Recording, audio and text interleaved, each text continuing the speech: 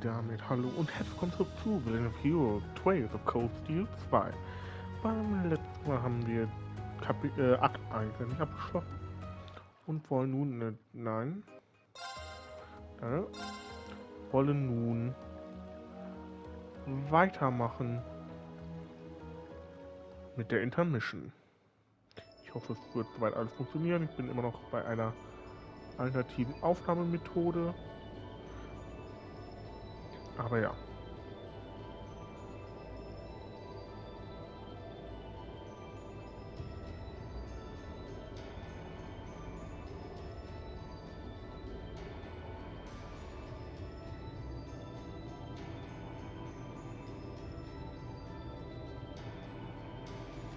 Ich denke, es sollte alles soweit funktionieren.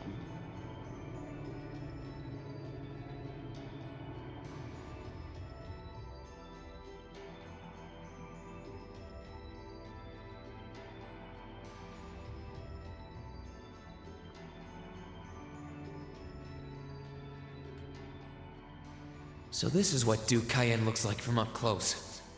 It's hard to believe that I've ended up in the same room as the leader of the Noble Alliance. Although, I guess we did meet back in Legram before the war broke out. Rean Schwarzer. Truth be told, we don't want this war to drag on any more than you do. Really? We only acted as we did due in part to our dearly departed Chancellor's behavior being far too unreasonable to justify turning a blind eye. He garnered the trust of His Majesty, and in turn misused that trust. He flagrantly disregarded this nation's beloved culture and traditions, treating Erebonia as if it were his own personal property. Surely you too noticed this. Well, I can't say I disagree. We did hear story after story during our field studies about how aggressive his policies were, about the way he didn't care how many enemies he made as a result, creating terrorist groups like the Imperial Liberation Front.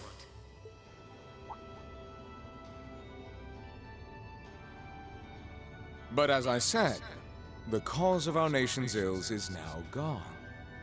Now, all that remains is to turn back the hands of time just a touch, and the good old days of the Empire will be upon us once more. The key to this bright future lies in putting aside our differences and joining hands. Am I wrong? I'm afraid that yes, you are. Do you honestly believe that people can so easily put aside their differences after all the Alliance has done? You occupied Heimdall and effectively took every one of its citizens hostage, imprisoned the Imperial family. And let's not forget how you're now in league with the enemy nation responsible for the destruction of Gorelia Fortress. Valide Punkte. After all that, the Imperial army would never bow their heads to the likes of you, even if the rest of the population did.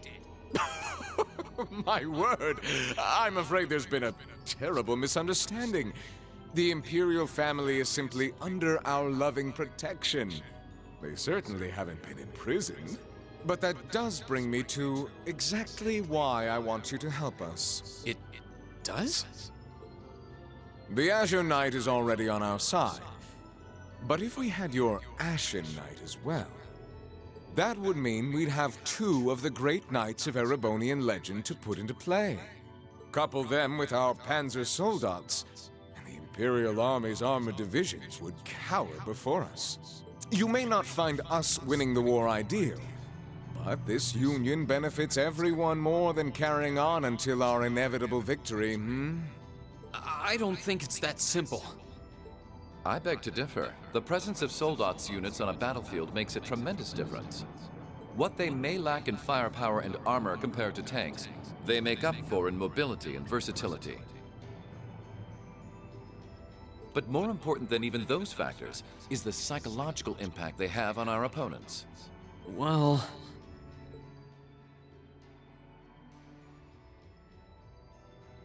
we're only human. As such, we are as captivated as we are terrified of giant beings bearing human form. And if that holds true even for mass-produced soldats made with modern technology, it will be all the more true for the divine knights of legend you and Crow possess. Can't argue with that logic. I will say it once more. Gileath Osborne is dead. And with his death, all that's left to be done is end this ridiculous war and return order to the Empire. Only then will everything be as it should. That includes both your pleasant academy life and the peaceful days of darling Elise and her friend the princess. Are you trying to? Whatever you ultimately decide, their safety is guaranteed. I would ask that you promise him this, if nothing else, Your Grace. But of course, I'm not a monster. Rufus. We may stand on opposite sides of this conflict, but I still sit on Thor's board of directors. And in that capacity, I suggest you consider carefully the choice before you. After all, every soldier must decide for himself whether a cause is worth fighting, perhaps even dying for. I look forward to hearing your answer.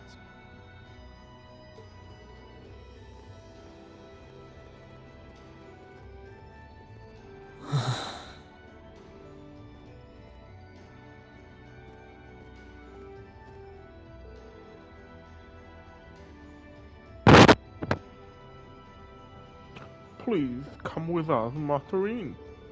We will escort you to your guest room. Food and refreshments will be provided for you there.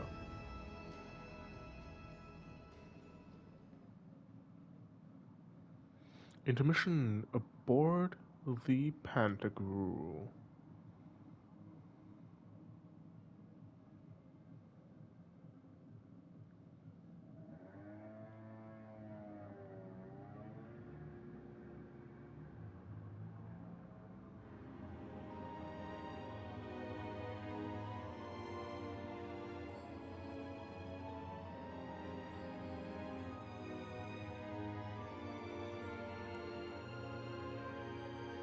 Pantagruel guest area.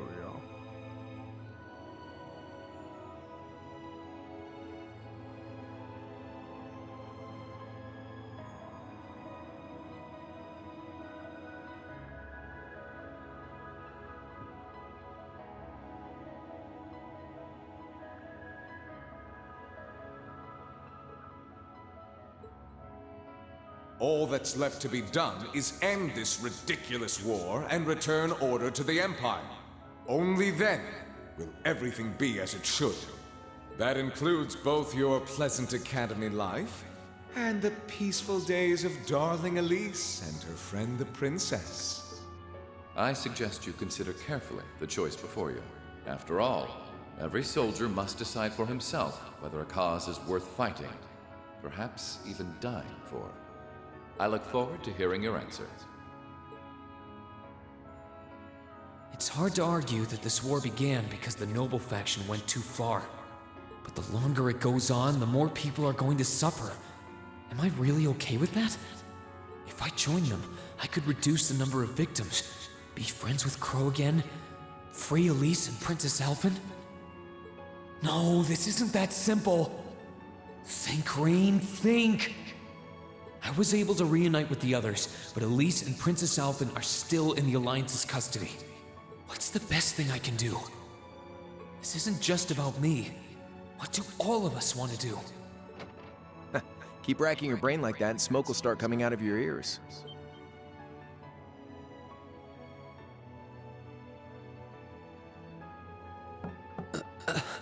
What do you want? Hey now, no need to give me that look. I figured I was gonna find you busy thinking everything over like your life depended on it. And what do you know? I was right. How about you mind your own damn business? And don't you have better things to do with your time? I figured the glorious Azure Chevalier would be far too busy with the war to be hanging out around here. It's tough being popular. If you joined us, I could get away with doing half the work I am now. So come on, stop freaking out about it so much and make a choice. This isn't something I can just decide by flipping a coin, Crow. And besides, it'd probably be an easier choice if not for a certain someone. What's that in your hand, anyway? Grub, of course. Kinda early, but I brought you your lunch. Mind if I join you?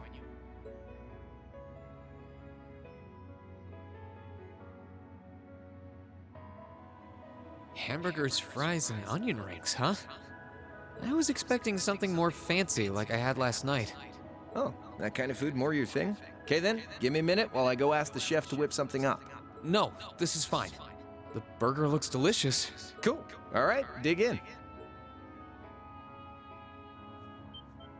This tastes kinda different from a normal burger. Oh, no wonder. It's got whitefish in it. Yeah, they're called fish burgers. Pretty good, right? Yeah, the tartar sauce makes for an unusual extra flavoring too. This tastes amazing. I like this way more than the food I had last night, to be honest. Well, glad to hear it. Guess it was worth putting my cooking skills to the test after all. Wait, you made this? Was my first time cooking in a while, too. Sharon could probably do better, though. But I wanted to give it a shot anyway. This stuff was like soul food back in Dry, where I grew up. Oh. To think, all the time we spent searching for the leader of the Imperial Liberation Front, and he was right under our noses. Crow Armbrust from the Jirai SEZ. Oh, yeah. Vita was using some weird thing of hers to let you see what was going on, wasn't she? So I guess you saw what happened there. Yeah. Jirai was that special economic zone in the northwest you guys went to during our August field study, too. We didn't run into anything like that in the Jirai Special Economic Zone. Though, I guess that makes sense seeing as it's under the direct control of the Imperial government and not a noble. I seem to recall that it was annexed 8 years ago. Is that right? Yeah, the Empire stitched it on nice and neat, without much opposition. Now it's prospering as a special economic zone on the coast. Seems like a pretty lively place. So you ended up going back to your old hometown then? Yeah, by pure coincidence. It's changed a lot since I was last there, so it was kind of surreal being back again. But it was nostalgic in its own way, too. It's been bugging me for a long time now. What could have made you want to join a group of terrorists like the Imperial Liberation Front? What was it that made you hate Chancellor Osborne that much? Enough to take his life? Oh, tell me, Crow, please. I want to know what it was that made you who you are now.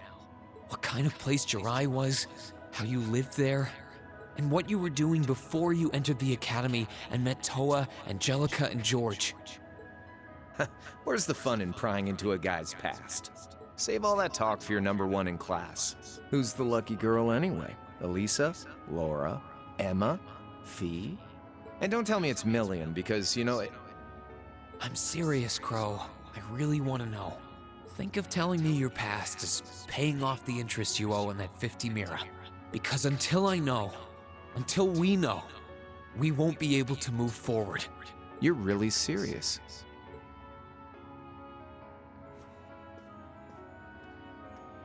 Crow?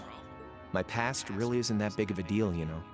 It's got nothing on yours, that's for sure. If you find yourself thinking that's all when I'm done, well, I warned you. So, you really want to know? Yeah. Nothing you say will change my mind. Please, tell me. All right, you win. Like I said, it's just your run-of-the-mill sob story. Pick up any history textbook and you'll probably find a dozen others just like it. It's the kind of story that's so common no one bothers to remember it, like it never even happened. Back in those days, Jirai was known as Jirai City. It was a city-state off the coast of northwest Zemuria that prospered through maritime trade with West Erebonia, North Ambria, and Remiferia. It had a population of around 150,000 people, so it wasn't exactly a big place or anything. Because of that, the surrounding nations left it alone and let us live out our days in peace. We were pretty fortunate, all things considered, until about 20 years ago. That was when the North Ambrian disaster struck, and much of the Principality of North Ambria was turned to salt. And as a result, trade on the northwest shore was reduced to virtually nothing. Day after day, Jirai's prosperity started to fade away. Still, it wasn't all bad. We had our fishing, our historic landmarks, our septium mines. We could make use of those to get trade going again, both to keep our state running and to help out North Ambria. In fact, the one who advocated that approach was the mayor, my grandfather. He was the last mayor Jirai City ever had. He was a stubborn old bastard, but he had this wry sense of humor, and was well loved by everyone. I lost my mom and dad early, so he was also my only living relative. He taught me just about everything a guy could know. He was like a mom, dad, and your old master rolled into one, I guess. Anyway, fast forward to 10 years ago. Out of nowhere, we received this proposal from the Erebonian government. They said they wanted to extend a railway line from Heimdall all the way to Jirai. We relied on the sea for trade before, but there wasn't any reason to believe we couldn't benefit from being connected to Heimdall by rail. The proposal drew overwhelming support from the city's council, and as a result, my grandfather was forced to accept. Within a year, the city had all of its old life back and then some. The streets were more bustling than ever. But keep in mind, this was a result of huge amounts of imperial capital flowing into the city. Land and buildings we once treasured were bought up left and right. Everything became a target for investment. People only cared about making money. Something similar supposedly happened in Crossbell too, but unlike there, no opposition existed in Jirai. My grandfather sensed something was off, and he tried what he could to get the situation under control. Then one day, someone blew up the railway line leading to Jirai. Everyone demanded that it be repaired as quickly as possible. Everyone except the imperial government. Instead, they panned our national security arrangements for being insufficient and threatened to withdraw all imperial capital. The city was left in an uproar like we'd never seen. Shares plummeted, and with no one able to ascertain the culprit's identity, chaos reigned. That was when he showed up. Chancellor Gileath Osborne, in his third year as representative of the imperial government, personally came to Jirai. We then received a second proposal. The restoration of the railway and its future security will be seen to by the Imperial Army. In return for our continued assistance in safekeeping, Jirai will come under the wing of our glorious empire and attain even greater prosperity as a special economic zone.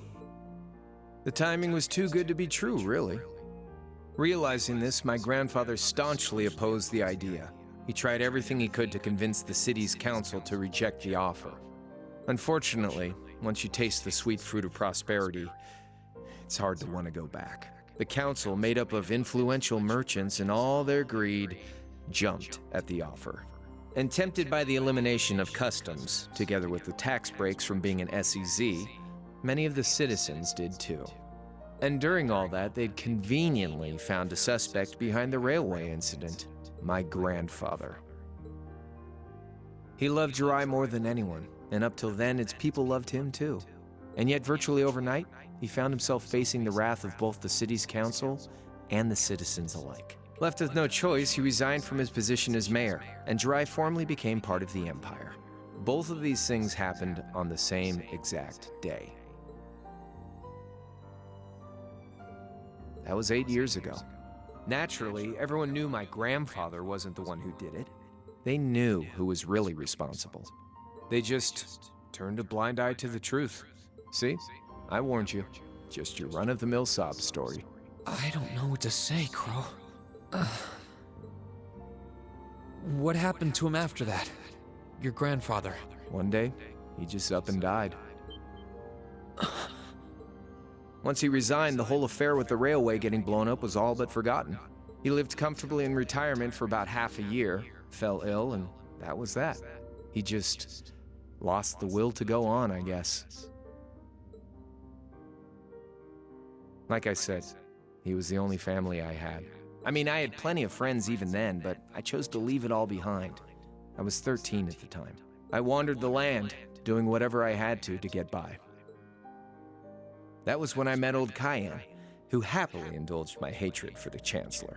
And with his financial backing, I went out with the goal to find others who were just like me. That was the beginning of the Imperial Liberation Front. Gideon, Scarlet, and Vulcan were among those I recruited. I'd also met Vita then. I only knew her as the woman who would often come to see Cayenne. She guided me to a place below the city of Ordis, and there slept the Azure Knight Ordine. One after another, I overcame the same trials you did with your friends, but alone. And once I'd proven myself worthy, Ordine accepted me as his awakener. That was 3 years ago. I was 16. My preparations complete, I concealed my background and enrolled in a military academy near the capital. Everything I did for the sole purpose of taking the Chancellor's head. Come on now, what's with the face? You look sadder about all this than I do. Yeah, I guess. I swear. I'm not trying to tell you the Chancellor was evil or anything. What? Still, there's no denying that he managed to outwit my grandfather. And he may have lost, but Pop's always loved a good gamble. It's thanks to him that I'm pretty good at chess, card games, that kind of stuff. I'd say it's fairly normal for a student to want to avenge his master's defeat, wouldn't you? Maybe. At the end of the day, there's no denying this country has problems, and the Chancellor's methods were making them worse. I studied those problems, worked out how to use the situation to my advantage, and then won the game with an all-or-nothing gamble. But when you think of how peaceful Jirai is now, I'd say I've got a duty to clear up the mess left behind by my game too, which means ending this war and restoring peace. So it's only when that's done that my game is truly over.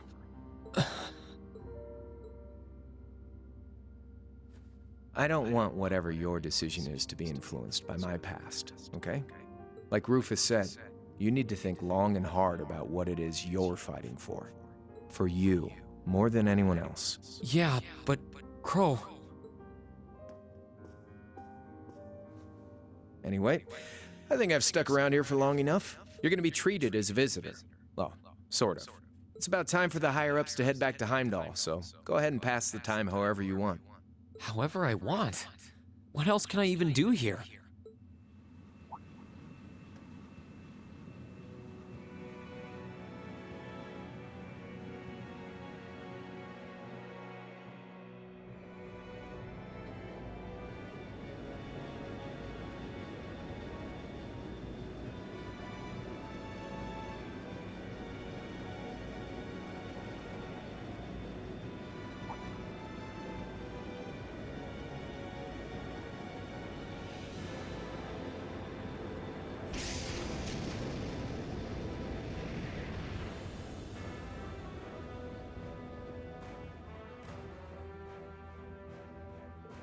There'll be no guards outside your room, so if you want to try and escape, be my guest. Just keep in mind that some members of Ouroboros and Zephyr are on board too.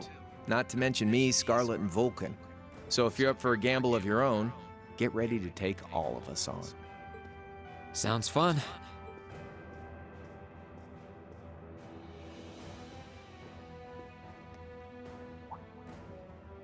Oh yeah, one more thing. There's this real cute visitor in the guest of honors room on the second floor. I think she'd perk right up if she saw you, so why not go pay her a visit? Just don't go making your girl jealous, okay?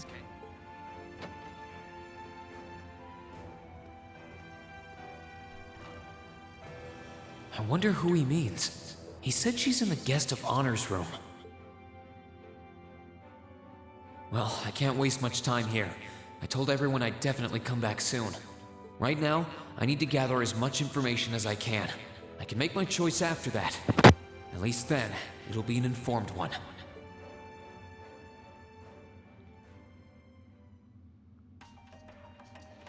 Ja, wir haben jetzt schön viel Backstory zu Crow bekommen. Da ich weiß, wie die Intermission gepaced ist und ich auch weiß, dass ich aufnahmetechnisch ein bisschen hinterherhänge, würde ich an der Stelle hier den Part schon beenden, damit auch wirklich der Part heute rauskommt, wann er rauskommt und hoffentlich dann auch morgen wieder einer kommt. Falls nicht werde ich die Woche nutzen, um schön viel im Voraus aufzunehmen, damit das dann, sobald es weitergeht, dann schön konstant weitergehen kann. Wenn euch der Part, auch wenn nicht viel von mir diesmal war, gefallen hat, lasst gerne einen Daumen nach oben da, abonniert den Kanal, um es weiter zu verpassen. Und dann sehen wir uns beim nächsten Mal. Bis dahin. Ciao, ciao.